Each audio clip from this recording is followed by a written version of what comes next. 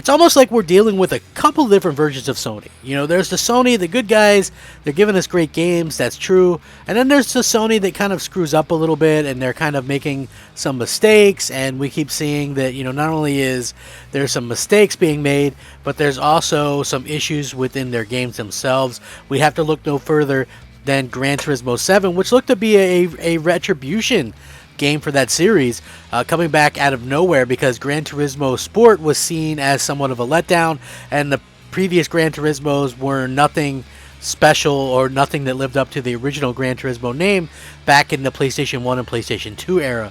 So it looked like things were indeed getting better, but then there was a little bit of shadiness where Sony actually kind of what they did was add microtransactions after the reviews went out, and then nerfed a bunch of the races to where the payouts were much less, coupled with some of the quotes from the director of the game where he basically flat out said he wants real world money to reflect how hard it is to get these cars, meaning they want you to work and work and work and work and grind and grind and grind and grind to get the cars in the game, which a lot of people don't want to do. So that makes it like, oh, of course you can buy them, but a car that was like $3 on Gran Turismo Sport is now $40 on Gran Turismo 7, and people aren't having it.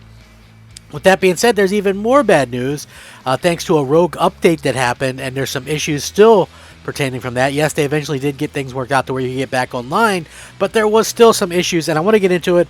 Let's get started. What's up, everybody? Crap Gamer here with Crap Gamer Reviews, back with another video. Thank you so much for checking it out. I really do appreciate it. If you guys are new to the channel, you probably noticed some changes around here, but that shouldn't stop you from giving us a like, huh? And if you do stop by, thank you so much for spending some of your free time with me today. It means the world to me. If you do like the videos, it helps the channel to grow and helps the videos to be seen, so thank you in advance for doing that for me. I think the absolute world of you guys. I put some work into these videos, and you know, to see some people like them and talk about them and things like that means everything to me, so thank you guys very much. There's a couple things I wanted to talk about. The first thing that I kind of wanted to talk about was this bit of information that we saw that kind of just came out, and you know what, listen, I understand that there's no such thing as a perfect company. I've kind of gone over that. You know, I talk about that quite a bit, but at the same time, I just find this to be a very interesting situation because, you know, when it comes down to what Microsoft and Sony are doing, they're both kind of doing slightly different things, but they're also both doing, you know, some of the same things. Now, this new PlayStation 5 system update is causing display issues related to VRR. So Sony's release of PS5 system update has caused a number of issues with owners of VRR displays, and as it appears the latest patch automatically turns on the feature for compatible TVs. Fortunately, you are able to fix the problem by disabling VRR on the HDMI 2.1 port that your PlayStation 5 is connected to. The latest patch also has resulted in a number of users reporting that PSN is down, which has since been fixed, with multiple franchises having suffered, such as Call of Duty, Battlefield, FIFA, and more, experienced various problems with PS5's online service. Speaking of PlayStation 5's VRR functionality, Sony has finally confirmed that the feature is in the pipeline, but won't be available until a future update. The PlayStation 5 released in November in the US of 2020 and the UK, Europe, and other major regions. The console was still in high demand, and Sony hasn't had an easy ride meeting that demand due to ongoing supply issues. So there are those issues to think about. There is also this major kind of issue where, you know, gamers are kind of just out there kind of talking about it. So, again, it's not all bad, but it did kind of prematurely, I guess, enable some VRR before it's actually ready. They're fully ready to fulfill the promise of adding support for variable refresh rate on the PlayStation 5 consoles. To detail a software update that went live, Sony officially announced that VRR is planned to release in the coming months, and also pointed out that all previously released PlayStation 5 games will need to be updated by their respective developers to make use of VRR. That being said, players will be able to force VRR for games that do not support the feature at their own risk. Doing so should improve video quality for some games, but in the case of unexpected visual effects, players will need to wait until the games are patched to be fully optimized with VRR. VRR enhances visual performance by reducing screen tearing, frame rate stuttering, and input lag to make games feel smoother and crisper. The feature works by syncing the refresh rate of a television or monitor with the graphical output of a PlayStation 5 console. However, players should keep in mind in the final results will vary depending on their display and the game that they are actually playing. But Sony does expect all PlayStation 5 games to release with VRR support in the future, and more details they plan on providing very soon, including a list of games that will be first to be patched with VRR support.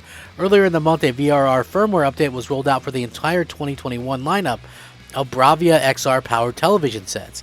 The update sparked hope that Sony will be rolling out a VR update for PlayStation 5 as well. It's been more than a year since Sony promised to bring the feature for its PlayStation 5 flagship console. Xbox Series X and Series S, on the other hand, were both launched with VRR support, and any PC with a reasonably new gaming graphics card will support it as well. So, nice to see that they are supporting it.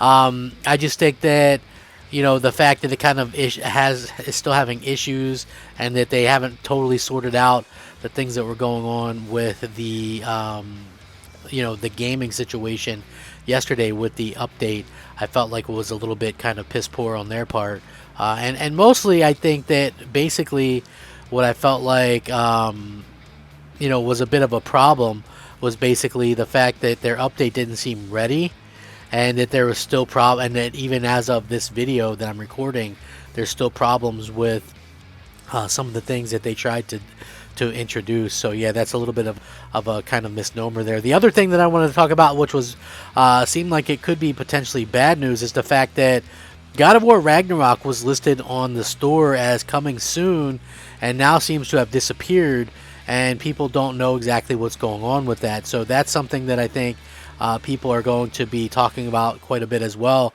My most anticipated game of the year is God of War Ragnarok, and the fact that it seems to have disappeared from the coming soon thing makes you believe that, anything could happen.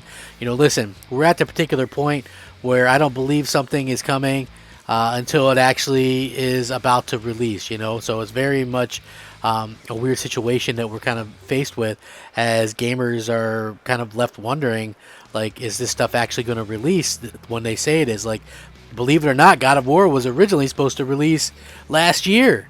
That was apparently never going to happen due to the actor portraying the motion cap being hurt and in the hospital and things like that, which is totally understandable.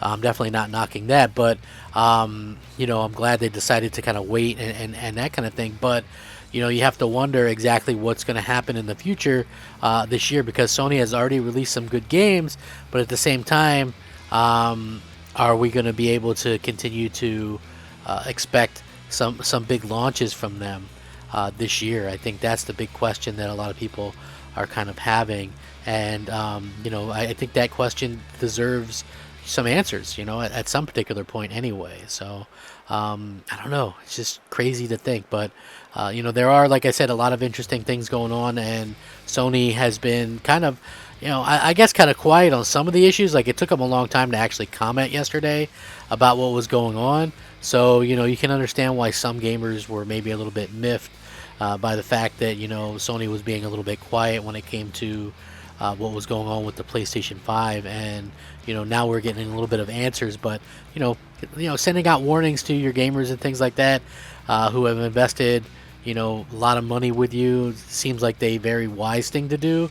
So I'm not sure why Sony wasn't very quick with the updates and things like that. So if you guys are having any trouble, I'm going to link this in the description, and you can check it out. Obviously, it's going to be very important to make sure that you guys get your stuff running up and running great. It's going to be one of those things that we kind of look forward to. So Sony is going to update VRR here in the next few months. It's a talking point taken away from Xbox fans. I know a lot of Xbox fans, you throw that up to people's faces. Hopefully this will be the end of that. But again, I don't understand, because I don't know hardly anybody who has a TV. I do, but I don't know a lot of people that have these TVs that can support VRR anyway. They're quite expensive, so it should fix some issues. And I guess when Digital Foundry does their whole comparison things, and they're like, well, The game runs like poo right now on the Series X, but if you got VRR, it fixes the issue. I mean, I guess they can, now if it runs like poo on PlayStation 5, they can say the same thing. I don't know, but like, I feel like these games should probably be released without a bunch of stuttering and issues anyway, and the fact that some of them don't still kind of mystify me. So, anyway, with that being said, thank you guys so much for watching. Have a great day. Rack 'em up, fact 'em up, crap gamer 'em up, crap gamer out.